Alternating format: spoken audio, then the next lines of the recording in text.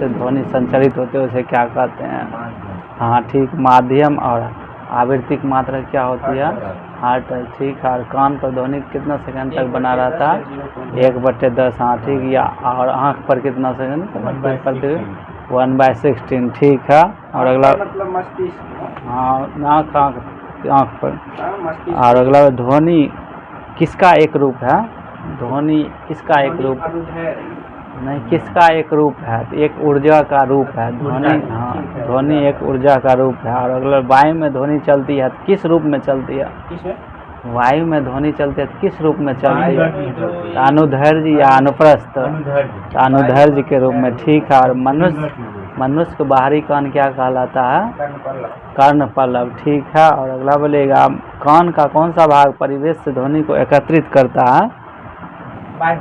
हाँ ठीक, भाग या कर्णपल्लव भी बोल सकते हैं। और अगला बोले बारंबार परिवर्तन जिसके कारण ध्वनि निर्गत होता है वो क्या कहलाता है?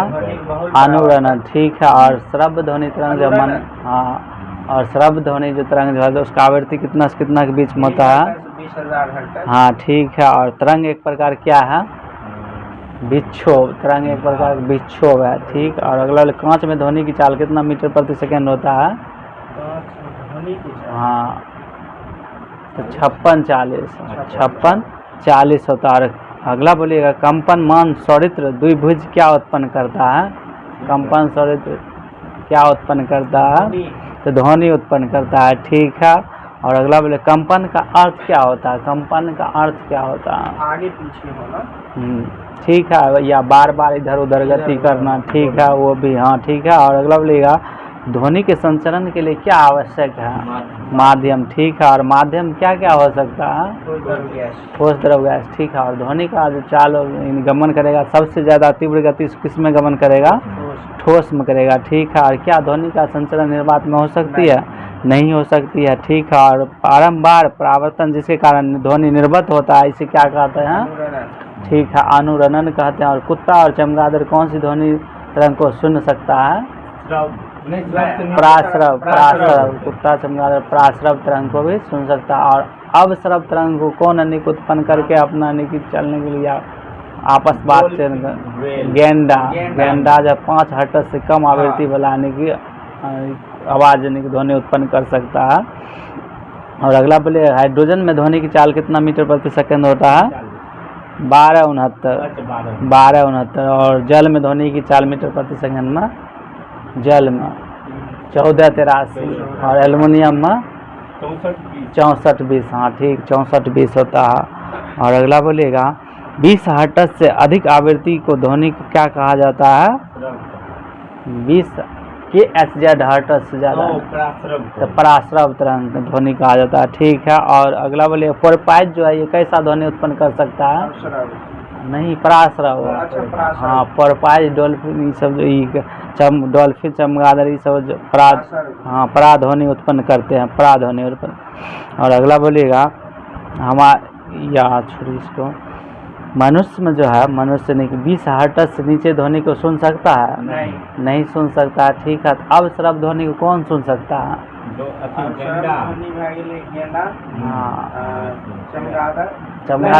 चमगादड़ उत्पन्न करता है तो माँ छोटा बच्चा भी सुन सकता है, छोटा बच्चा या जानवर। और अगला बोले ध्वनि कहाँ से उत्पन्न होती है? ध्वनि कहाँ से उत्पन्न होती है? तो ध्वनि स्रोत से, कोई स्रोत से उत्पन्न होती है। और ध्वनि स्रोत से उत्पन्न होकर श्रोता तक कैसे पहुँचती है? हाँ, माध्यम विक्षोभ के द्वारा। माध्यम में ध्वनि द्वारा विक्षोभ नहीं होता है तो वही का श्रोता के कान तक पहुँच जाता है। और अगला बोलिएगा ध्वनि किसके कारण उत्पन्न होती है? ध्वनि किसके कारण? हाँ ठीक है, कंपन के कारण उत्पन्न होती है। और किसी एकल आवृत्ति की आवाज़ को क्या कहते हैं? टोन कहते हैं। ठीक है। और ध्वनि का तारतम्य किस पर निर्भर करता है?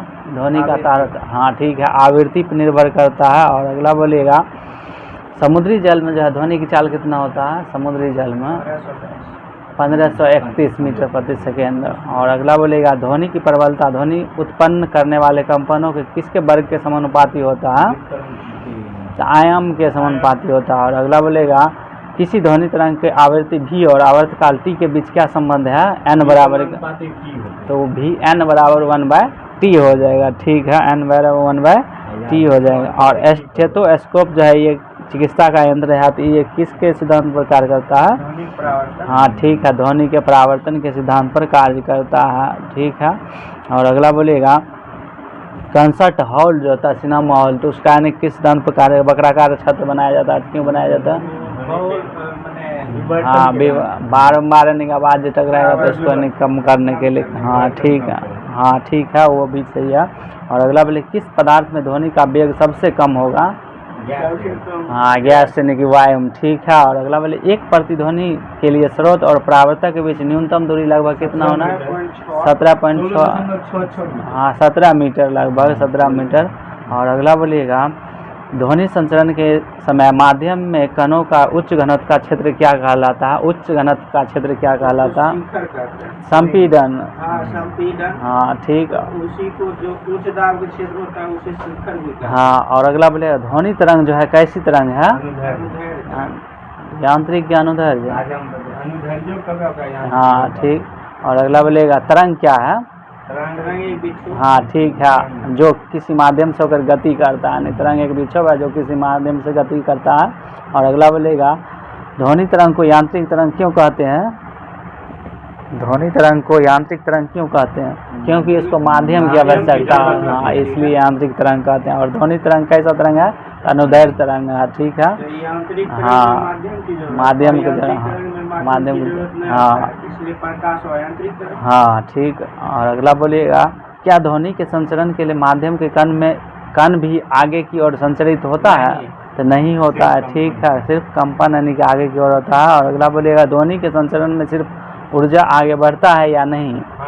हाँ ऊर्जा आगे बढ़ता है, ठीक है। और अगला बोले ऊर्जा की मात्रा क्या होती है? जूल, ठीक है। ध्वनि किस रूप में संचरित होती है? तरंग के रूप में संचरित होती है। और अगला बोलेगा वैसी तरंग जिसके माध्यम के कणों का विस्थापन विक्षोभ के संचरण की दिशा के समांतर होता है, तो उसे क्या कहेंगे? दिशा के समांतर होगा, तो अनुदैर्ध्य कहेंगे या अनुप्रस्थ? हाँ ठीक, अनुदैर्ध्य हो जाएगा, ठीक है। और अगला बोलिएगा शांत जल में जो है जब पत्थर मारते हैं तो यानी कि कौन सा तरंग उत्पन्न होती है, या तो कौन सा?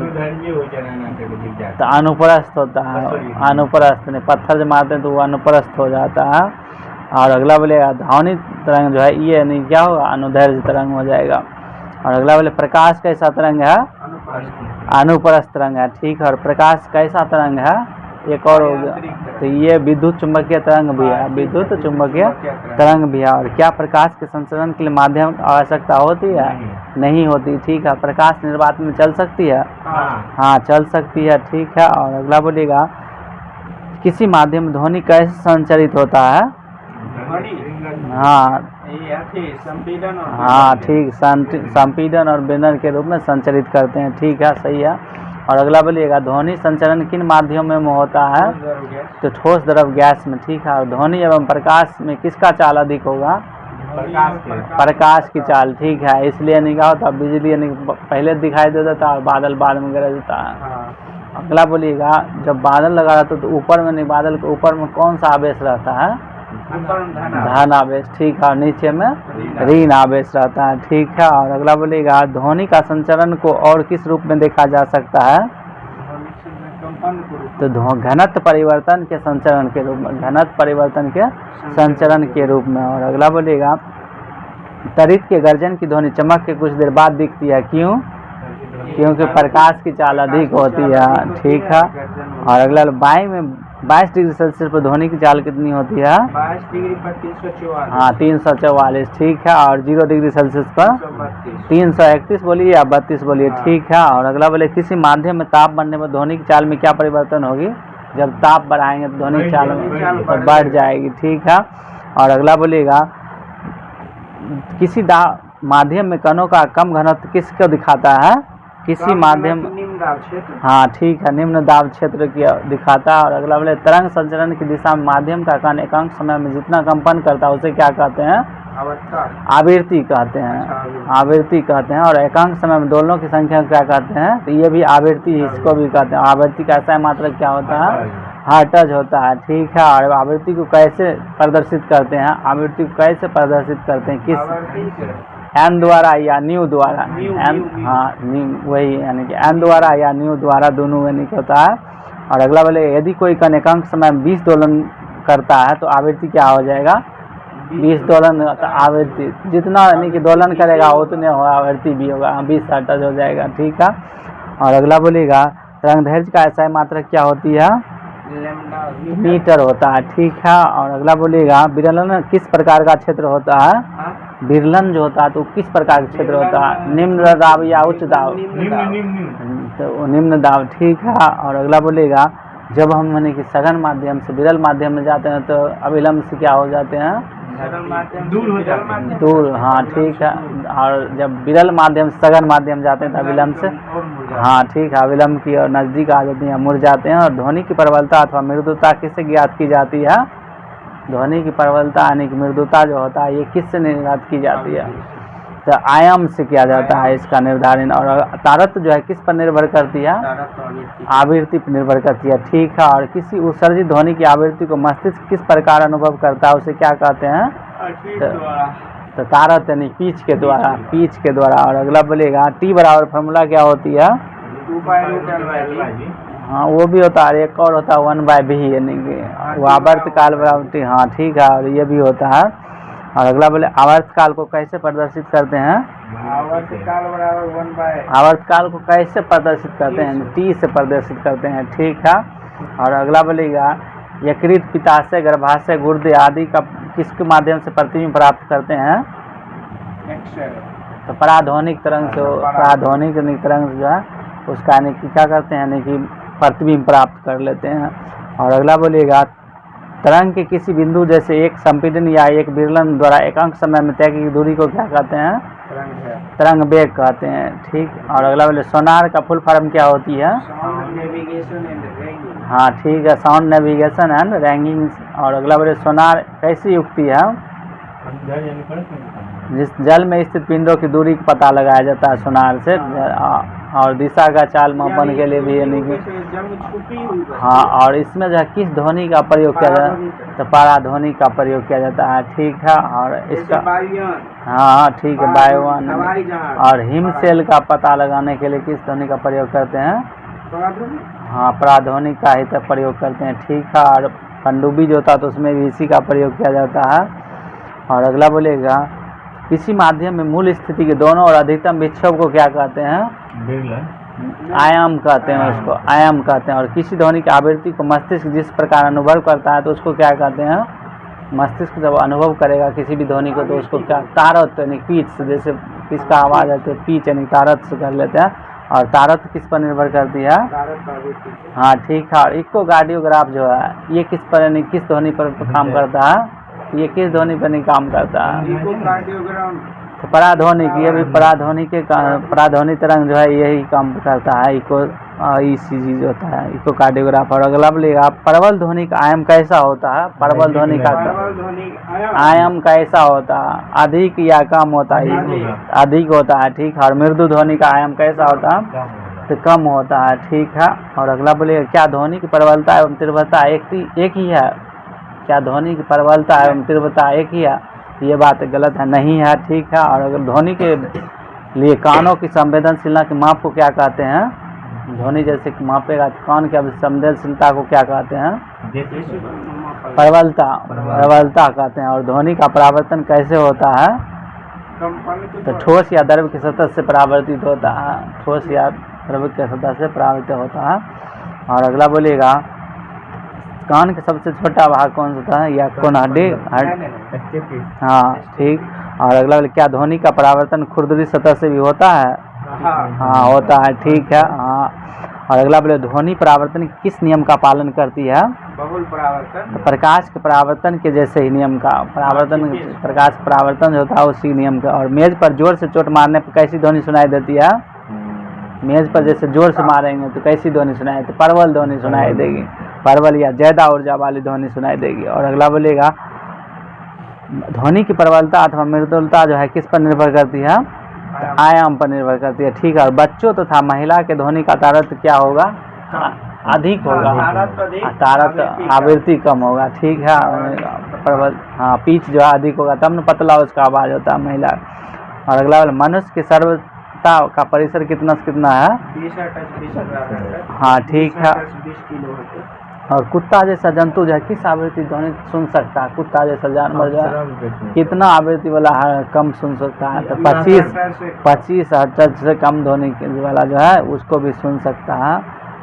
और अगला 25 किलो हर्ट्ज 25 किलो हर्ट्ज ध्वनि तक सुन सकता है वो कुत्ता। हाँ ठीक है ना। कम में नहीं, 20 के, किलो हाँ 20 किलो हर्ट्ज से जा अधिक यानी को सुन सकता है। हाँ। उसके आसपास नहीं तो 25 यानी को अधिकतम जा। हाँ आप पराश्रव ये पराश्रव 25 यानी 25 kHz तक यानी कुत्ता सुन सकता है। अब मान लो 20 हर्ट्ज से 20 किलो हर्ट्ज हाँ या 20,000 हर्ट्ज। हाँ हाँ इस शराब में भाई हाँ।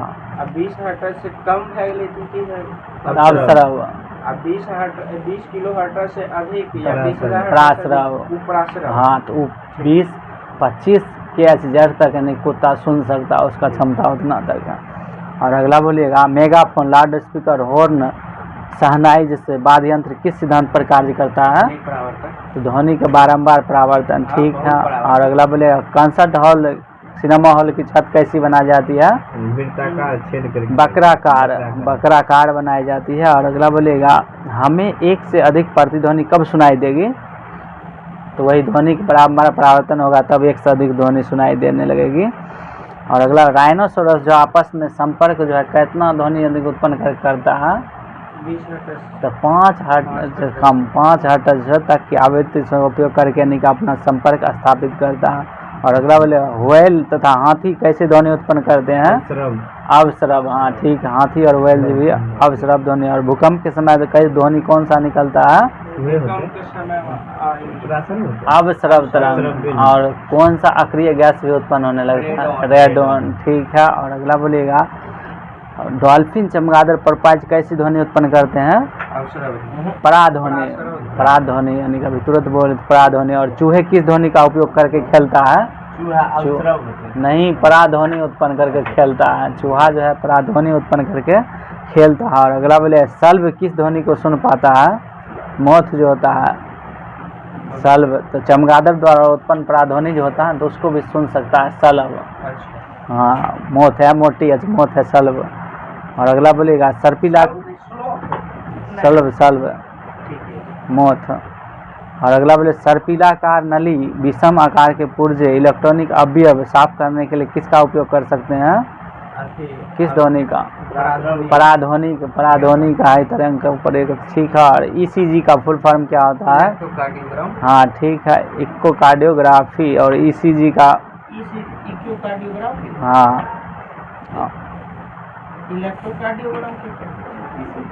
ECG एक होता है ECG इकोकार्डियोग्राफी होता है। ECG का फुल फॉर्म इकोकार्डियोग्राफी। और अगला बोलेगा ECG कैसे किया जाता है या किस ध्वनि का प्रयोग किया जाता है ECG में? पराध्वनिक ठीक है। वह यंत्र जो पराध्वनि का उपयोग करके मानव शरीर के आंतरिक अंगों का प्रतिबिंब प्राप्त करता है कौन सा क्या कहलाता है? तो पराध्वनिक संसूचक कहलाता है।